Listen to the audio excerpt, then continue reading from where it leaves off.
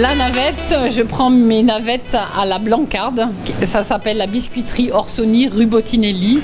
Ensuite le Ricard, le Ricard il est venu pareil un petit peu en discutant avec les Marseillais, etc. On s'est dit pourquoi pas faire une glace Ricard, puisqu'on est vraiment dans le pays du Sud où on consomme quand même pas mal de fois le Ricard, surtout en apéro.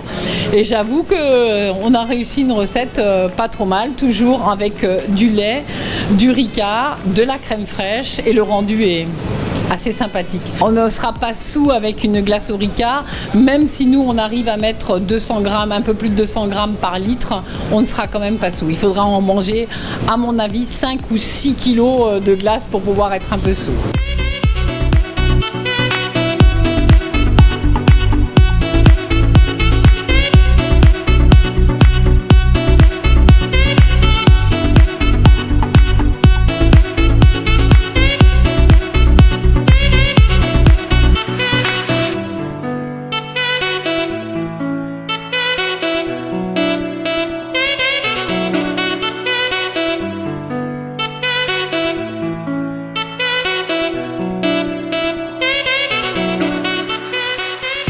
Le plus, c'est la fabrication, c'est le fait qu'il n'y ait pas de conservateur à l'intérieur, il n'y a pas de stockage de glace. La glace est réalisée tous les matins.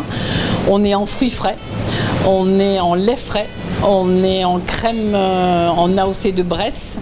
Donc chaque parfum réalisé ne tient dans les congélateurs que 3 jours. Aujourd'hui, on a donc la récolte de la verveine, on a filmé les images, on a la pêche, on a le melon, on a l'abricot, on a les prunes, on a la myrtille que je vais chercher en Ardèche.